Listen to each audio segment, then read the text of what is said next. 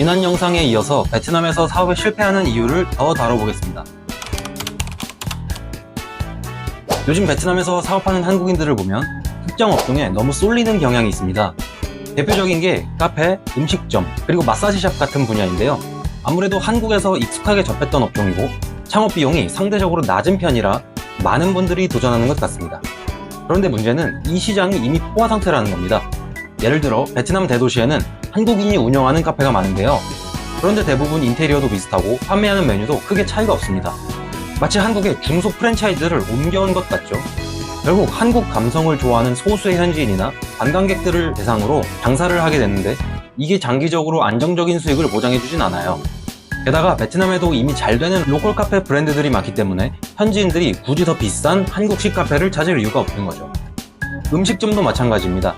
요즘 한국식 치킨집이나 BBQ 전문점이 많이 생겼는데 대부분 컨셉이 비슷합니다. 한국에서 먹던 것과 비슷한 스타일로 운영하다 보니까 자연스럽게 가격도 한국 기준에 맞춰야 하고요. 그런데 베트남 사람들은 기본적으로 가성비를 굉장히 중요하게 생각합니다. 한국식으로 고급스러운 분위기를 내고 서비스 퀄리티를 높이려고 해도 결국 가격이 비싸면 현지인들은 쉽게 오지 않아요. 예를 들어 베트남 사람들은 치킨을 잘 먹지 않습니다. 자세히 말하자면 가끔 먹는데 팝콘 치킨의 형태 혹은 닭다리 한두 개씩만 사서 먹습니다. 한국처럼 1인 1닭을 하지 않아요. 그리고 한국식으로 치킨집을 운영하려면 치킨 외에 한식 메뉴도 같이 판매해야 합니다. 한식 경험을 위해 방문하지 한국식 치킨을 먹으려 방문하진 않기 때문입니다. 이런 식으로 놀러와 치킨이 하노이에서는 정말 유명합니다. 결국 차별화 없이 비슷한 컨셉의 가게를 차리면 로컬 브랜드와의 가격 경쟁에서 밀려버릴 수밖에 없습니다. 한국식 치킨집과 베트남 치킨집을 비교해보면 확실히 차별점이 다른데 무조건 베트남 치킨집에서 배울 게 있습니다. 베트남에서 성공하는 한국인 사업가들을 보면 확실히 차별화된 요소가 있어요. 예를 들면 베트남인들의 입맛과 지갑에 맞는 메뉴를 개발한다든지 한국식 서비스를 유지하면서도 가격 경쟁력을 확보한다든지 아니면 완전히 새로운 형태의 비즈니스를 시도하는 경우입니다. 그러니까 한국에서 잘 됐으니까 베트남에서도 통하겠지 라는 생각만으로 뛰어들면 안 됩니다. 한국 치킨 BBQ가 얼마 전에 하노이에 상륙했습니다. 근데 메뉴판을 보면 한국과는 완전히 다른 가게입니다. BBQ 같은 큰 기업도 현지화를 위해 여러 변화를 도전합니다.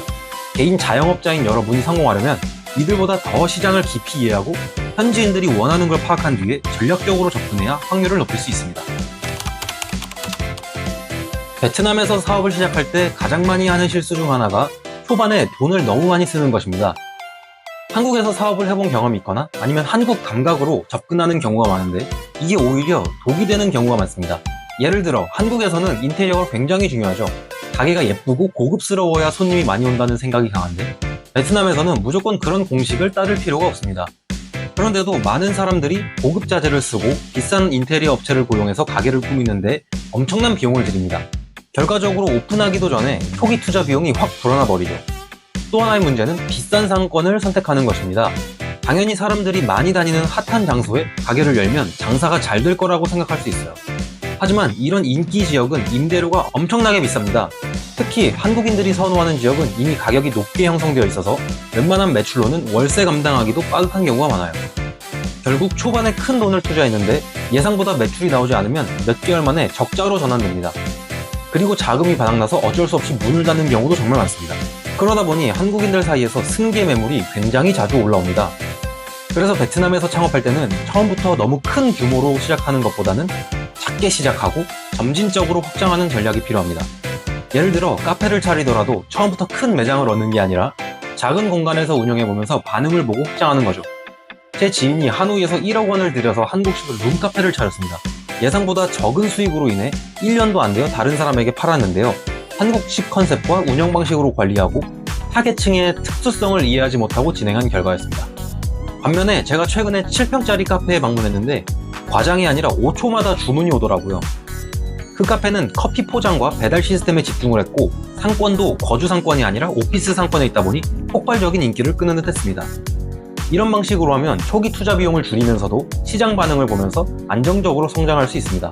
반대로 처음부터 한 방에 크게 가자는 마인드로 접근하면 오히려 오래 가지 못하고 실패할 확률이 높아집니다.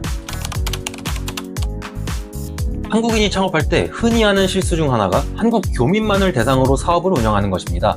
특히 한식당이나 한국어 학원 같은 업종에서 많이 볼 수 있는 사례죠. 처음에는 한국인들이 자주 찾는 지역에서 교민 대상 사업을 하면 안정적일 거라고 생각할 수 있어요. 익숙한 고객층이고 언어 문제도 없고 한국 스타일의 서비스도 그대로 적용할 수 있으니까요. 하지만 이 전략에는 치명적인 한계가 있습니다. 첫 번째 문제는 교민 시장 자체가 크지 않다는 점입니다. 베트남에 사는 한국인들이 점점 늘어나고 있다고 해도 결국 베트남 전체 인구에 비하면 극소수예요. 특히 하노이나 호치민 같은 대도시를 제외하면 한국 교민 시장은 더욱 작죠. 그리고 교민 시장은 주재원 부부와 자녀들이 대부분인데 엄마와 자녀들은 1년에 2번 방학에 거의 한국에 갑니다. 이 기간이 1년 중에 거의 4개월에 가깝기 때문에 이 기간 동안은 시장이 더 작아지죠. 두 번째 문제는 경쟁이 이미 치열하다는 것입니다. 베트남에서 한국인들이 많이 사는 지역을 보면 한식당이 정말 많아요. 그마저도 몇몇 큰 손들이 이미 장악하고 있는 경우가 많습니다. 특히 코로나를 버텨낸 식당들은 자본금과 단골 손님이 어마어마합니다. 이미 시장이 포화 상태인데 비슷한 컨셉의 가게가 또 생기면 기존 가게들과의 경쟁에서 살아남기가 쉽지 않습니다. 특히 한정된 고객층을 두고 경쟁하는 구조가 되면 결국 가격을 낮추거나 서비스를 과하게 제공해야 하는 상황이 오기 때문에 수익성이 떨어질 수밖에 없습니다. 그래서 결국 많은 사람들이 베트남 현지 고객을 대상으로 사업을 확장하려고 하지만 문제는 준비가 안 되어 있다는 겁니다. 예를 들어 한국 교민만 상대할 생각으로 가게를 차렸다가 베트남인 고객을 끌어들여야 하는 상황이 되면 메뉴부터 서비스 방식, 심지어 마케팅 전략까지 전부 바꿔야 합니다. 그런데 애초에 현지 시장을 고려하지 않았기 때문에 베트남 고객들이 원하는 서비스나 가격대, 선호하는 스타일을 제대로 맞추지 못하는 경우가 많습니다. 언어 문제도 당연히 발목을 잡고요. 그래서 처음부터 한국 교민뿐만 아니라 베트남 현지인들도 고려한 사업 모델을 설계하는 것이 중요합니다. 교민 고객은 언제까지나 초반 안정적인 운영을 위한 보조적인 역할이고 장기적으로는 현지 고객을 공략할 수 있는 전략이 필수적이라는 점을 꼭 기억해야 합니다.